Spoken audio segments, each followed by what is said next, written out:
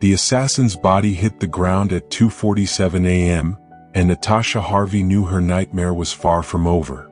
In fact, it was just beginning. You think escaping your abuser is the hard part? Try surviving when he sends trained killers to finish what he started. This is part 2 of Natasha's story, the nurse who hid in a mafia boss's car to escape her psychotic ex-fiancé. If you haven't watched part 1, the link is in the description. But here's what you need to know. Natasha thought exposing Brian Scott would end his obsession. She was wrong. Dead wrong. Because men like Brian don't accept defeat. They escalate. And what happens next will prove that sometimes the only way to stop a monster is to become a warrior yourself. Stay with me because the question isn't whether Brian will strike again. It's whether Natasha will be ready when he does. Natasha stood in the hallway of Jun-ho's estate, her back pressed against the cool wall, listening to voices filter through the partially open door of his office. She'd woken to commotion, shouting, the sound of a struggle in the gardens below her window.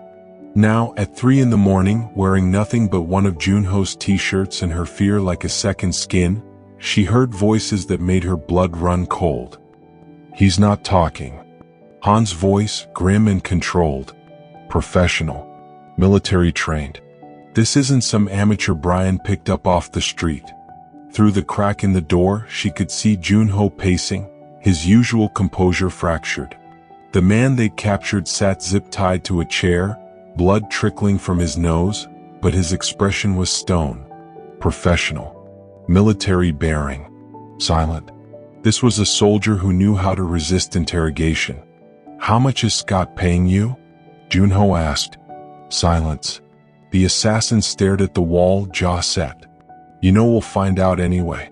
We have your phone, your equipment. Our tech team is already tracing your communications. Still nothing. Not even a flicker of emotion. Jun-ho stepped forward. We can do this the easy way or the hard way. But understand, you breached my perimeter, threatened people under my protection. This doesn't end well for you either way. The only question is whether you walk out of here or get carried out. The assassin's eyes moved to Han, cold assessment, then back to the wall. His lips stayed sealed. Jun-ho's frustration was visible. He pulled Han aside, their voices dropping to urgent whispers. Natasha caught fragments. Multiple teams, coordinated attack. Won't give us timeline? Jun-ho's eyes flicked to the doorway. He'd known she was there all along. Honey, come in. She pushed the door open, stepped into the office. Han's expression was carefully neutral. The assassin's eyes tracked her movement with professional interest, cataloging, assessing. She hated it. Hated being seen as a target. As prey. Jun-ho's voice was steel. Han, take him to the secure facility. Federal prosecutor gets him in the morning with attempted murder charges. In the meantime, I want our tech team on his devices. Phone records, encrypted messages, banking transactions. Everything. If Brian hired him, there's a trail. Find it. As Han hauled the silent assassin to his feet, the man finally spoke, his voice a low rasp directed at Natasha. You should run. Then he was gone, and the words hung in the air like a curse. After they left, silence filled the office like poison gas. Natasha stared at the carpet, at the small blood drops the assassin had left behind. Evidence of violence. Evidence that her past wouldn't stay buried no matter how deep she tried to dig the grave. I won't let him touch you, Jun-ho said quietly. You can't promise that.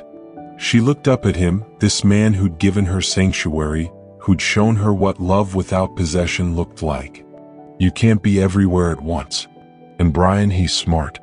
He'll find a gap in your defenses. He'll wait until I'm vulnerable and then what? Jun-ho's hands cupped her face, gentle, always so gentle. Then I'll still be here. My team will be here. You're not alone in this. But that was the problem, wasn't it? She was tired of needing protection. Tired of being the damsel everyone had to save. Brian had made her helpless once, systematically destroying her confidence, her independence, her sense of self. She'd spent months rebuilding, and now he was coming to tear it all down again. Unless she stopped him first. The thought settled into her mind like a key finding its lock. Click. Perfect fit. I want to learn to fight, she said. Jun-ho's hands dropped. Natasha. I'm serious. Brian thinks I'm weak, defenseless. That's his advantage. But what if I'm not? What if the next time he comes for me, I'm ready? You want me to train you? Yes. We don't know when he'll strike. Could be days. Could be weeks. People learn fast when their life depends on it. She stepped closer, looking up into his eyes. I'm not asking you to make me a soldier. Just asking you to make me less of a victim. Can you do that? He studied her face for a long moment. She watched the war play out in his expression, his desire to keep her safe battling against his respect for her agency. Finally he nodded. We start at dawn. But Natasha, you have to promise me something. What? You train to defend yourself, not to go after him. There's a difference. She nodded. But even as she agreed, a small voice in the back of her mind whispered that when it came down to it, when Brian was in front of her with murder in his eyes, defense and offense might look remarkably similar. Dawn came too quickly. Natasha dragged herself from bed at 5 a.m. and made her way downstairs. The estate was still dark, silent except for the footsteps of security doing their rounds. She followed the sound of movement to a wing of the house she'd never explored. The gym was massive, professional grade. Weights, cardio equipment, and in the center, a large matted area. Jun-ho was there with 5 of his men, moving through what looked like a choreographed dance. Martial arts. They moved in perfect synchronization, strikes and blocks flowing like water. She stood in the doorway mesmerized. This was a side of Jun-ho she'd only glimpsed. The dangerous side, the side that ran an organization most people only whispered about. These men were warriors, and Jun-ho was their leader, commanding respect with every precise movement. He saw her, signaled his team to continue, and crossed to where she stood. Ready? He asked. I don't know. Am I? Only one way to find out. He gestured to the mat. First lesson, awareness. Most people lose fights before they start because they don't see the threat until it's too late. Brian surprised you every time he put his hands on you, didn't he? The memory stung. Yes. So we fixed that. We teach your body to recognize danger before your conscious mind processes it. Come here. For the next hour, he walked her through basics. How to stand. How to move. How to read body language that telegraphed violence. His hands on her hips, adjusting her stance. His voice patient, never frustrated, even when she stumbled or forgot the sequence he just taught her. You're thinking too much, he said. This has to be instinct. Muscle memory. When Brian comes at you, and he will, you won't have time to think. Your body has to know what to do. Then my body better learn fast. A voice from the doorway made them both turn. Fast is relative, but possible. Mrs. Lim stood there in athletic wear that looked decades old but well maintained. She walked onto the mat with the grace of someone half her age. Jun-ho smiled at his mother. Couldn't resist, could you? I heard you training. Thought Natasha might benefit from a woman's perspective. She looked at Natasha warmly. Men teach differently than women. Jun-ho will make you strong. I can make you smart. Jun-ho's men had paused their training, watching with respectful attention. Mrs. Lim might look like a harmless grandmother, but everyone in Jun-ho's organization knew better. She removed her cardigan, revealing toned, defined arms. Not the arms of a woman who'd spent her life only in a kitchen. Mom's being modest, Jun-ho said to Natasha. She's a 2-time national taekwondo champion in Korea. Hapkido black belt. She's probably the most dangerous person in this room. Natasha's eyes widened. You never told me. Mrs. Lim smiled gently. It's not something I share easily. That part of my life, the fear that drove me to train, the need to prove I was strong, I left it behind when I came to America. But the skills? She gestured to the mat. Those I kept.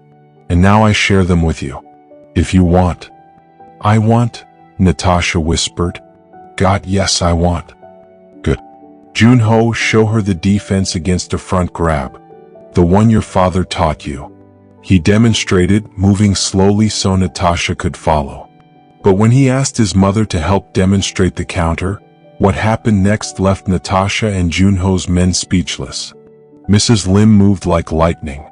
One moment she was standing passively, the next she'd executed a technique that had Jun-ho on his back on the mat, her knee on his chest, her hand positioned to strike a dozen vulnerable points. Jun-ho grinned from the floor. Show off. She stood, offered her son a hand up, and smiled serenely at Natasha. Like that. But slower for learning. The men on the mat exchanged glances of respect mixed with healthy fear. They'd known Mrs. Lim was skilled, but seeing her put their well-trained boss on his back in under 2 seconds was something else entirely. Jun-ho brushed himself off, pride evident in his expression. Now you understand why I never gave my mother trouble growing up. She could put me on the ground before I finished whatever stupid thing I was about to say or do. Mrs. Lim's smile softened. You were a good boy. Mostly. She turned to Natasha. After I left my first husband, I was like you. Scared. Broken. Then I decided I would never depend on another person for protection. So I learned Taekwondo. Then Hapkido. I competed for 7 years. Won the national championship twice in my age division before I met Jun-ho's father. A few months after that, we moved to America. Natasha felt tears prick her eyes. This woman understood. Really understood. I didn't know, Natasha said. It's not something I share easily, Mrs. Lim said. What followed was 2 weeks of the most intensive physical and mental training of Natasha's life. Every morning at 5 a.m. she was on the mat. Mrs. Lim taught her technique, the precise angles, the pressure points, the ways to use an attacker's momentum against them.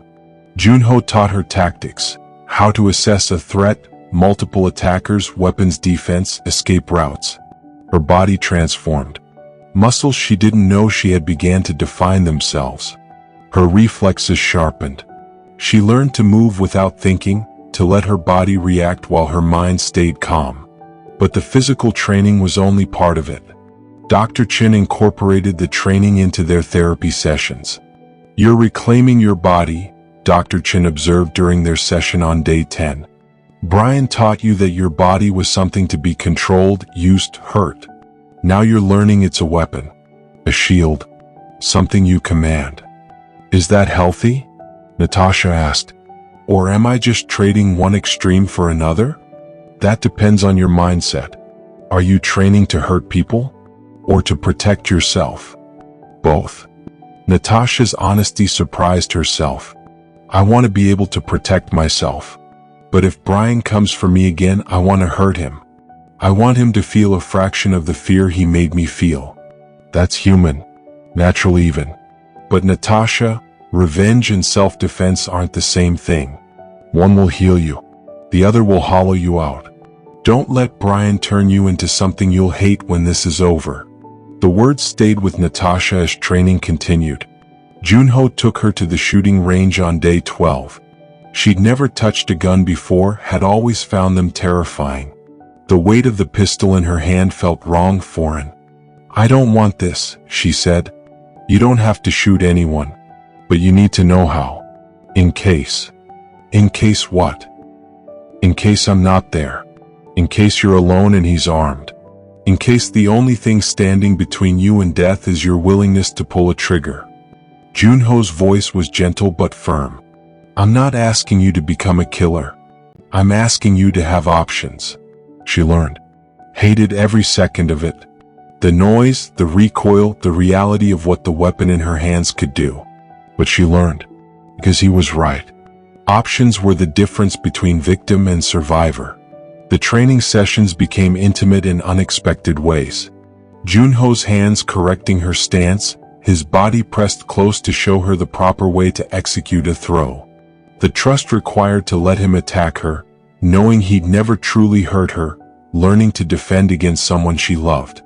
One afternoon, after a particularly brutal session, they showered together. Not sexual, just necessary. She was too sore to lift her arms above her head. He washed her hair, his fingers gentle on her scalp, and she leaned back against him, feeling safe in her nakedness in a way she never had with Brian. "Thank you," she whispered. "For what?"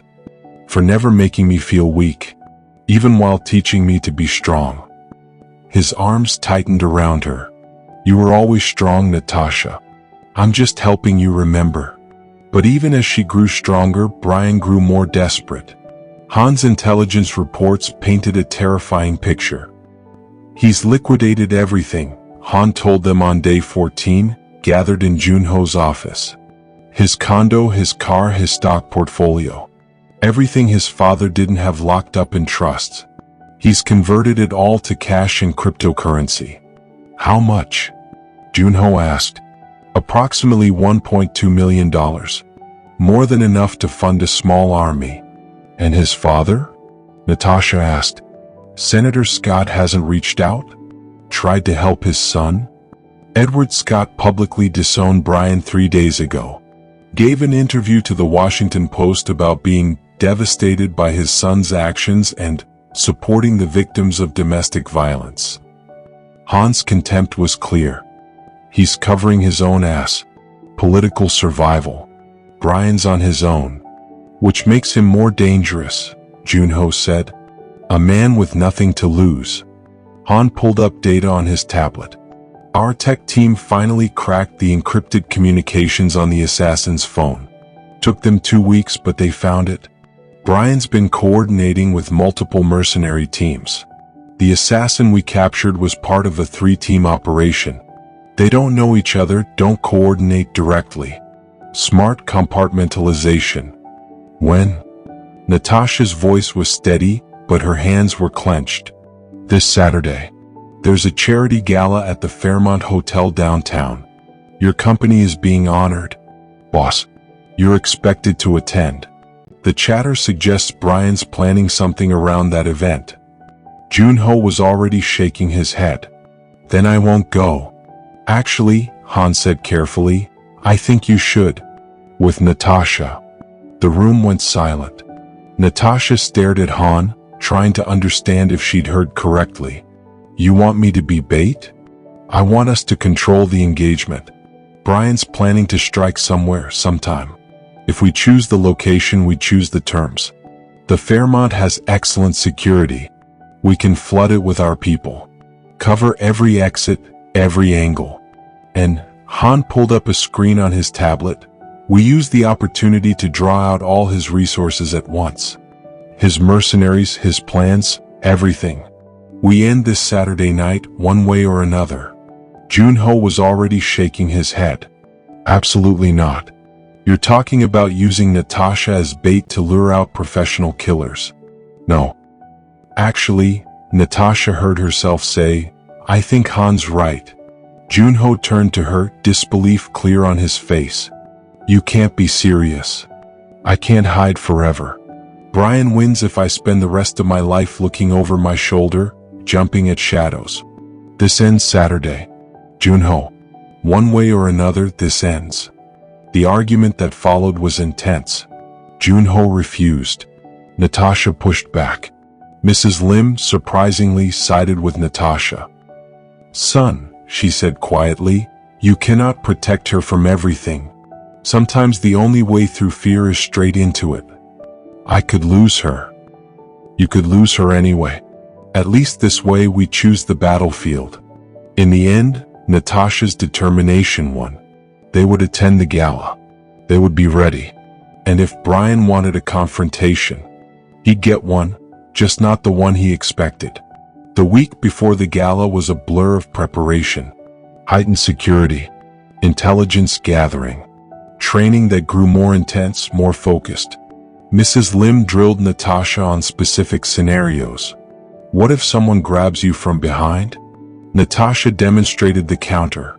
Elbow to solar plexus, heel stomp to instep, headbutt to nose, escape. What if you're cornered? Create distance.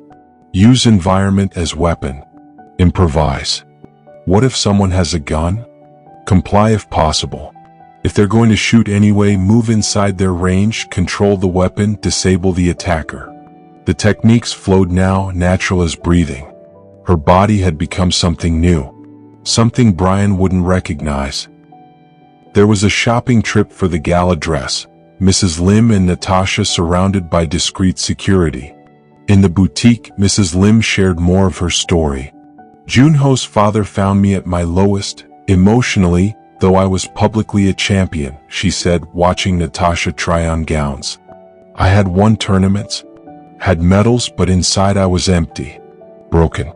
No family who would help, no hope beyond my training. He gave me a job at one of his restaurants. I was terrible at it. She laughed softly. But he was patient, kind, never pushed, never demanded. He let me heal at my own pace. And slowly I fell in love. Real love. The kind that builds you up instead of tearing you down. Jun-ho is like him, Natasha said, admiring a gold gown in the mirror. Very much so. Protective heart. But Jun-ho, he also has his mother's fire. His father was gentle always. Jun-ho can be gentle, but he can also be ruthless when protecting what he loves. You are what he loves, Natasha. He would burn the world for you. I don't want him to burn the world. I just want Brian to stop. Then make him stop. You have the skills now. Trust them. Trust yourself. Natasha chose the gold gown. It was elegant, sophisticated, and easy to move in. She tested that in the fitting room, practicing her blocks and strikes while the attendant waited outside. The woman she saw in the mirror wasn't the terrified nurse who'd hidden in a car 6 months ago. This woman stood tall, met her own eyes without flinching. This woman was ready. The night before the gala, Jun-ho found Natasha in the garden by the pond. Their spot, where he'd first asked to kiss her, where they'd navigated the careful dance of learning to trust again. Are you scared? He asked, sitting beside her. Terrified. We can still call this off. No, we can't. She took his hand, interlaced their fingers. I've been running from Brian for over a year. Running doesn't end things. It just delays them. I've faced dangerous men my whole life, Jun-ho said quietly. Rival organizations, corrupt officials, people who wanted me dead. But the thought of losing you terrifies me more than anything I've ever faced. You won't lose me. I'm not the woman who needed rescuing anymore. I'm the woman who can fight beside you. I know. That's what scares me. Before, I could protect you by keeping you safe. Now, I have to trust you to protect yourself. She leaned her head on his shoulder. Trust is harder than control, isn't it? Much harder. They made love that night with a desperate intensity, knowing that tomorrow might change everything. His hands mapped her body like he was memorizing it. Her hands traced the scars on his back, the physical evidence of a life lived in violence. They were both warriors now in different ways. Both scarred. Both determined to survive. But across the city, in a motel room that reeked of stale cigarettes and desperation, Brian Scott was making his own preparations. Natasha would have been horrified to see him, gaunt, unshaven, eyes hollow with obsession. The wall of his room was covered with photos of her. Surveillance shots. Pictures printed from her social media before she deleted everything. Pictures from their relationship that he'd somehow kept. Soon, he whispered to a photo of her smiling, taken before he'd shown his true colors. Soon you'll understand. I did this for us. All of this. For us. His phone buzzed. A text from an encrypted number. Team Alpha ready. Team Bravo in position. Awaiting final instructions. Brian smiled, the expression more grimace than joy. Han's intelligence had been good, but not complete. Because while Brian had indeed hired mercenaries to attack the gala, that was only half his plan. The other half would unfold at the Lim estate, drawing Jun-ho's security in two directions at once. And in that chaos, that split second of confusion, Brian would have his opening. He would have Natasha. Saturday morning dawned with deceptive beauty. Clear skies, mild temperature, cherry blossoms just beginning to bloom in the garden. Natasha woke early, her body thrumming with anticipation and fear. Jun-ho was already up on the phone with Han, coordinating final security details. She watched him from the bed, this man who'd become her sanctuary and her partner. Whatever happened today, she needed him to know something. Jun-ho. He looked up, phone still at his ear. I love you. Whatever happens today, I need you to know that. His expression softened. He said something to Han, ended the call, crossed to the bed. I love you too. And nothing is going to happen. We're ready for this. She wanted to believe him. Wanted to trust that all the planning, all the training, all the precautions would be enough. But a small voice whispered that Brian was smart, cunning, and desperate. A dangerous combination. The day moved in fragments. Breakfast with Mrs. Lim, who insisted on normalcy despite the tension. Security briefings with Han, going over protocols and contingencies. Natasha getting her hair and makeup done by a stylist Jun-ho had brought to the house. Another security measure. No unnecessary trips outside the estate. At 2:30 p.m., Natasha stepped into the gold gown. It fit perfectly, elegant and sophisticated, but more importantly, it moved with her. She could run in this dress. Fight in it if necessary. She checked the small holster on her thigh. The compact pistol Jun-ho had insisted on was secure, invisible beneath the flowing fabric. Jun-ho appeared in the doorway of their bedroom in his tuxedo, and for a moment the fear receded. He was devastatingly handsome, but more than that, he was hers. Her partner. Her protector. And today she would be his. You look so beautiful, he said softly. You clean up pretty well yourself. She crossed to him, adjusting his bow tie. Are we really doing this? We are. But Natasha, stay close to me. No matter what happens, stay close. I promise. Downstairs, Mrs. Lim waited in the foyer, elegant in a traditional Korean hanbok she'd chosen for the evening. She would stay home with a security detail, monitoring from the estate's command center. She pulled Natasha into a tight embrace. Remember what I taught you, she whispered. Trust your training. Trust yourself. I will. Mrs. Lim held her at arm's length, studying her face. You are stronger than you know, Natasha. And if that man comes for you tonight, show him exactly who you've become. At 3 p.m., Jun-ho and Natasha left for the Fairmont Hotel, surrounded by security. 2 cars ahead, 2 behind, all coordinated by Han via encrypted radio. The drive was tense, every traffic light feeling like a potential ambush point, every pedestrian a possible threat. They arrived at 3:15 p.m. to a scene of controlled elegance. The Fairmont's grand entrance was packed with arriving guests, photographers, society's elite. Jun-ho's hand never left the small of Natasha's back as they made their way inside, his security team invisible but present, scattered throughout the venue.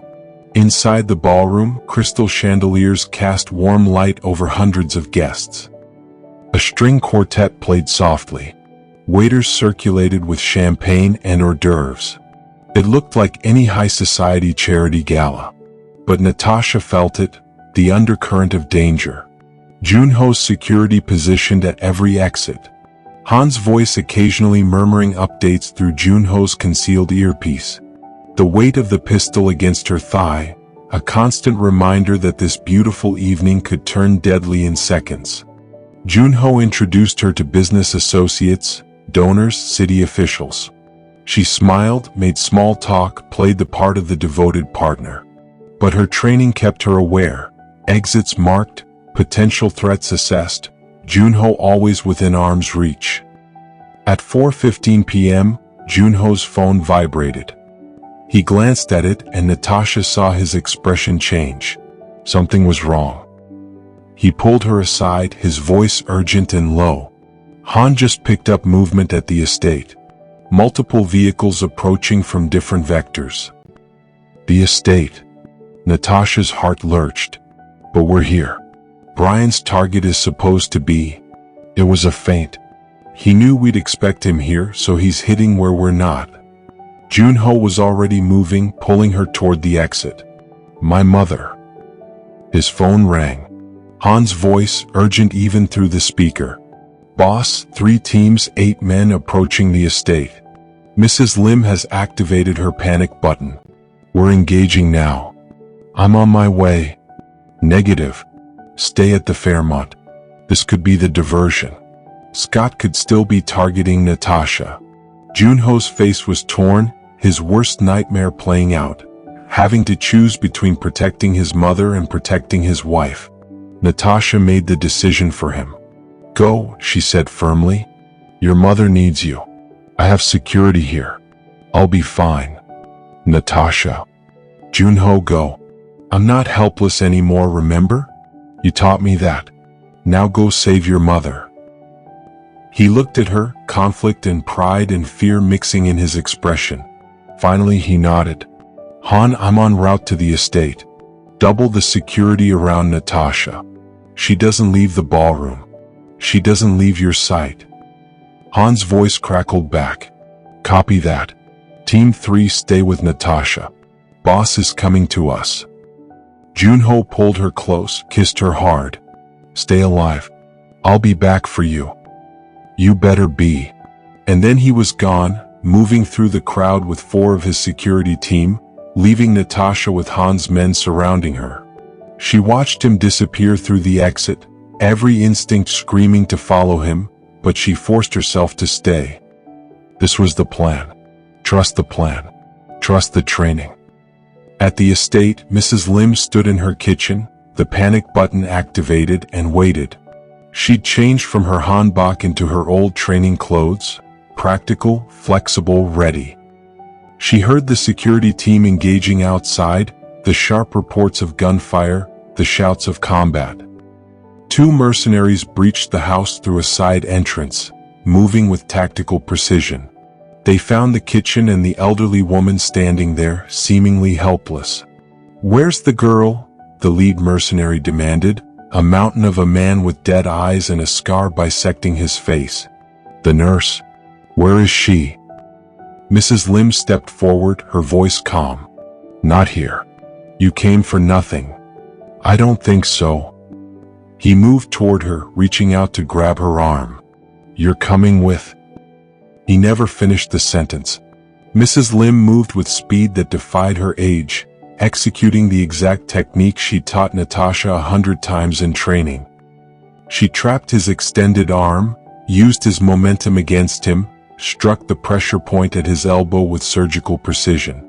His grip on his weapon loosened. She took it, a smooth disarm that would have made her instructors proud, and used the butt of the gun to strike his solar plexus. He went down gasping. The second mercenary, shocked into a moment's hesitation, reached for his own weapon. Mrs. Lim's hand flashed out, grabbing a kitchen knife from the block on the counter. She threw it with perfect accuracy, not to kill but to disable. The blade embedded in his shoulder. He cried out, dropped his gun. She followed up with a combination of strikes, knee, elbow, palm, heel, that left him on the floor beside his partner. Jun-ho's team burst in seconds later to find Mrs. Lim calmly securing both men with zip ties. Mrs. Lim, one of Jun-ho's operatives said, genuine admiration in his voice, remind me never to upset you. Wise policy, she replied serenely. Outside, the remaining mercenaries had been subdued by Jun-ho's security team. As Jun-ho's car screeched into the driveway, the operative met him at the door. Your mother is fine. Better than fine. She took down 2 of them herself. Jun-ho rushed inside to find his mother in the kitchen, completely composed, sipping tea while 2 unconscious mercenaries lay zip-tied on the floor. Mom? I'm fine, Jun-ho. See, I told you I didn't need to hide. She set down her teacup. But Jun-ho, If Brian sent his people here, where is he? The question hit Jun-ho like ice water. The attack on the estate had been real, but it had also served another purpose, drawing him away from the Fairmont, away from Natasha. His phone was already at his ear. Han's status on Natasha? Static. Then Han's voice, tight with tension. We have a situation. Fire alarm just went off. Lights cut out. Crowd panicking. We've lost visual on Natasha in the chaos. Find her. Now. Jun-ho was already running for his car. At the Fairmont, Natasha felt the moment everything went wrong. The fire alarm erupted, shrill and panic-inducing. The lights went out. Emergency lighting kicked in, casting everything in an eerie red glow. The crowd surged toward the exits, orderly at first, then increasingly panicked as people jostled and pushed. Han's security team immediately surrounded her, creating a human shield. They moved toward the nearest exit, fighting against the tide of fleeing guests. Natasha's training kicked in, situational awareness, identify threats, maintain balance in the chaos. Then she saw him. Brian, emerging from a service corridor, his face gaunt and wild, his expensive suit rumpled like he'd slept in it. But it was his eyes that stopped her heart. Empty. Desperate. The eyes of a man who'd lost everything and had nothing left to lose. He had a gun. And he had a hostage. A woman he'd grabbed from the crowd, his arm around her throat, the barrel of the pistol pressed to her temple. Natasha. His voice cut through the chaos. Natasha, I see you. Come with me or she dies. I swear to God I'll kill her. Han's security had their weapons drawn, but the angles were bad. Too many civilians in the way. The hostage directly in the line of fire. Han's voice in her ear through the security detail. Don't move. Stay behind my men. We'll handle this. But Natasha was already stepping forward, moving through the shield of security. Every eye in the room was on her now. Brian. The hostage. Han's desperate security team trying to maintain a perimeter. Let her go, Brian. Natasha's voice cut through the panic, steady and clear. This is between us. Brian's laugh was unhinged. Between us? There is no us anymore, is there? You destroyed everything. My career. My reputation. My future. You took it all. You destroyed it yourself. Natasha kept walking, slowly, hands visible, non-threatening. But her mind was calculating, distance, angles, the pressure points Mrs. Lim had taught her, the disarming techniques Jun-ho had drilled into her muscle memory. Let her go. She's not part of this. You think you love him? Brian jerked his head, looking around wildly. That criminal? Where is he anyway? Did he abandon you already? I told you he wasn't worth it. I was going to give you everything. A life. A future, respectability. You gave me nothing but fear. Natasha was closer now, 10 feet away. Close enough. You never loved me, Brian. You wanted to own me. There's a difference. I can change. We can start over. His voice cracked, desperation bleeding through. Just come with me. We'll leave the country. I have money, resources. We can disappear, be together like we were supposed to be. I'm not going anywhere with you. It's over. Let her go and turn yourself in. It's your only option. Something shifted in Brian's face. The delusion cracked, reality seeping in through the fractures. His grip on the hostage tightened. His gun hand trembled. If I can't have you, he whispered, and Natasha saw the decision form in his eyes before he even moved. No one will. He shoved the hostage aside. The woman fell, scrambling away on hands and knees. Brian's gun came up, pointing directly at Natasha's chest. His finger tightened on the trigger. Everything slowed down.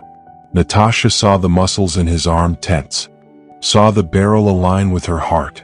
Saw death coming at 1,200 feet per second. But she wasn't frozen. Not anymore. Not ever again. When you can't go back, when you can't go sideways, you go forward. Into the threat. It's the last thing they expect. Mrs. Lim's voice in her memory, clear as a bell. Natasha dropped and rolled forward as Brian fired. The bullet passed through the space where her chest had been a fraction of a second earlier, so close she felt the heat of it, heard the crack as it split the air. She came up inside his guard, exactly as Jun-ho had taught her, too close for him to bring the gun to bear. Her hand struck his wrist at the precise pressure point Mrs. Lim had shown her 100 times. The gun fell, clattering on the marble floor. Brian's shock gave her the opening. She used his own weight against him, executed the sweep she'd practiced until it was as natural as breathing, and Brian Scott, lawyer, abuser, would-be killer, hit the ground hard. She was on him before he could recover, knee on his chest, her hand positioned at his throat. Not striking. Not yet. But ready. Every technique, every hour of training, every ounce of fear and rage and determination converging in this single moment. "You were supposed to need me," he gasped, looking up at her with incomprehension. Natasha leaned close, her voice low and steady. "I never needed you, Brian. I needed to learn that I could save myself." Security swarmed in. Han's team, hotel security, police who'd been stationed outside. But Natasha had already won. Brian was restrained, zip-tied, being read his rights. Attempted murder. Kidnapping. Conspiracy. Weapons violations. The list went on. Hands pulled Natasha to her feet. Han appeared beside her, his professional composure cracked with something that might have been respect. "You okay?" She nodded, suddenly aware that she was shaking, adrenaline making her limbs feel like water. "Is Mrs. Lim?"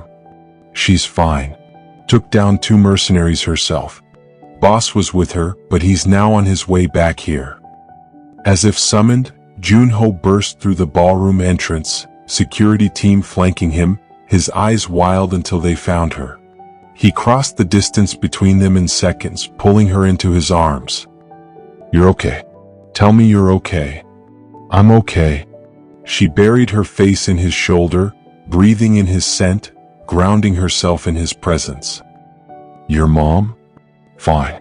More than fine. She's terrifying when she wants to be." He pulled back, cupping her face, searching for injuries. "What happened?" Jun-ho said. "I did what you taught me. What your mother taught me." She looked over at Brian, now surrounded by police, being hauled to his feet. "I stopped running." Jun-ho's expression transformed. Fear melting into pride, into fierce joy, into overwhelming love.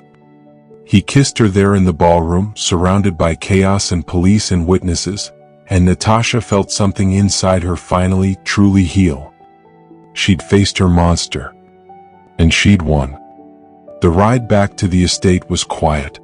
Natasha sat pressed against Jun-ho, his arm around her, both of them processing what had happened.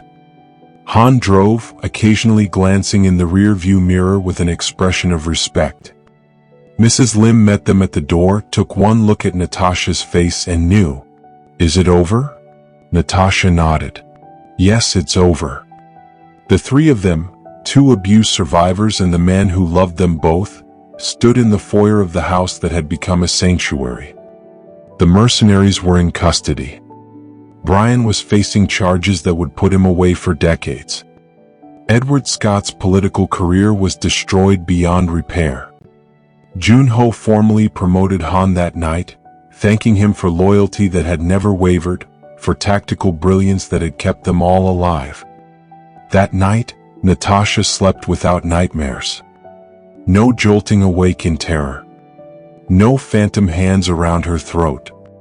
Just deep, peaceful sleep, Jun-ho's heartbeat steady beneath her ear. 3 months later, Natasha stood in a federal courtroom, Jun-ho beside her, and delivered her victim impact statement. The words flowed, powerful and clear, about reclaiming her life, about learning that strength wasn't about control but about the courage to be vulnerable and powerful simultaneously. Brian sat at the defense table, diminished, defeated. When the judge handed down his sentence, 15 years federal prison, no possibility of parole, he didn't react.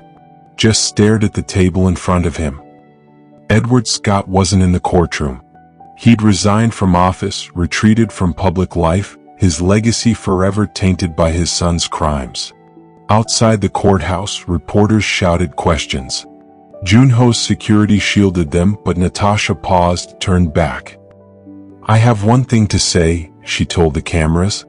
"To anyone out there in an abusive relationship, anyone who thinks they can't escape, anyone who's been told they're weak or helpless or that no one will believe them, you are stronger than you know.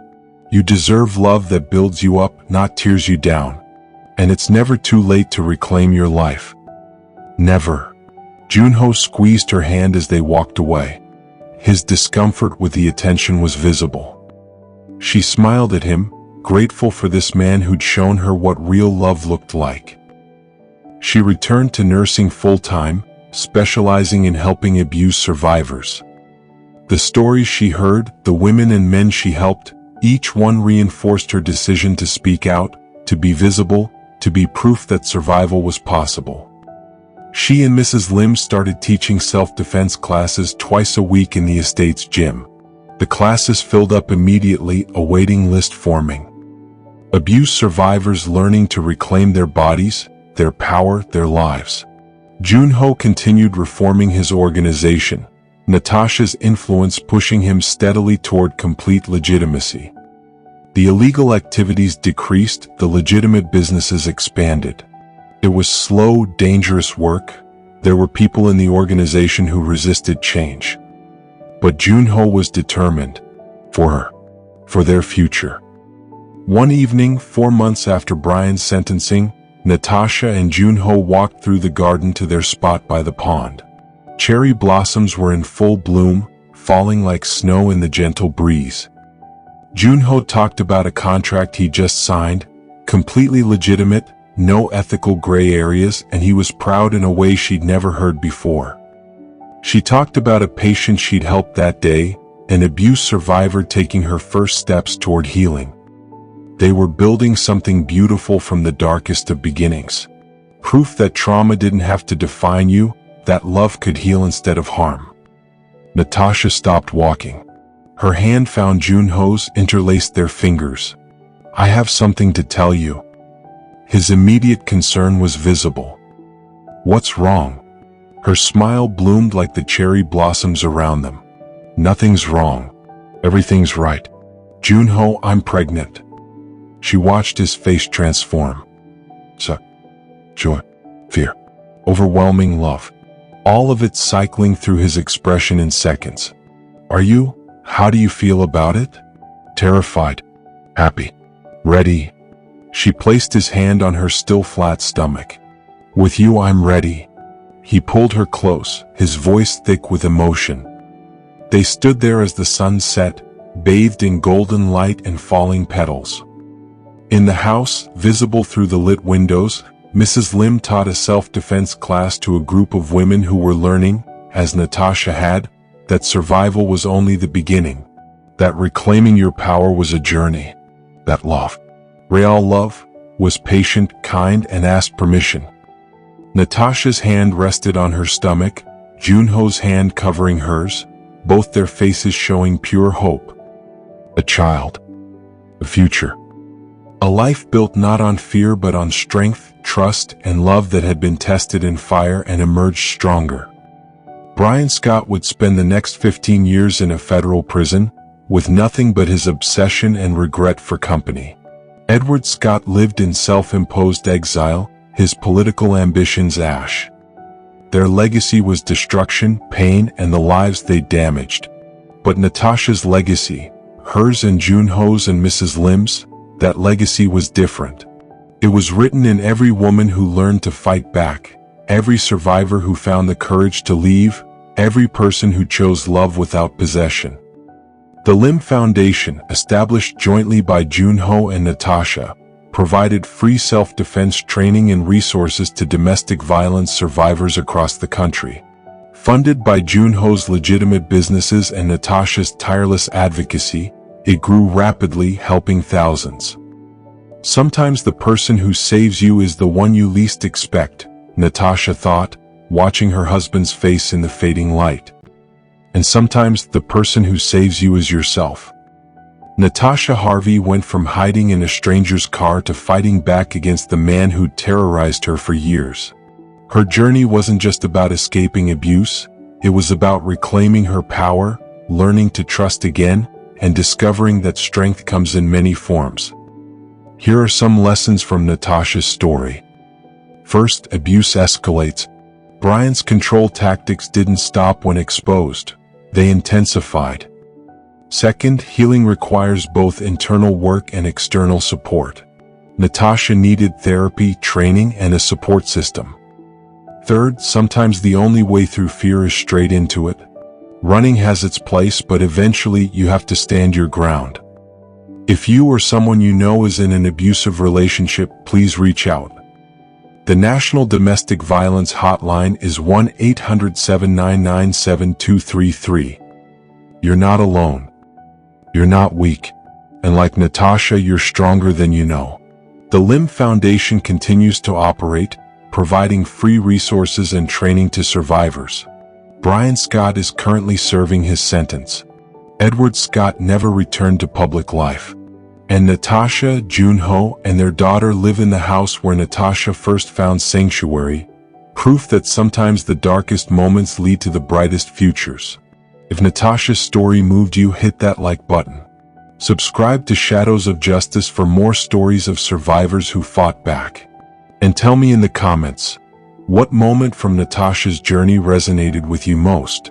Was it Mrs. Lim's reveal? The final confrontation?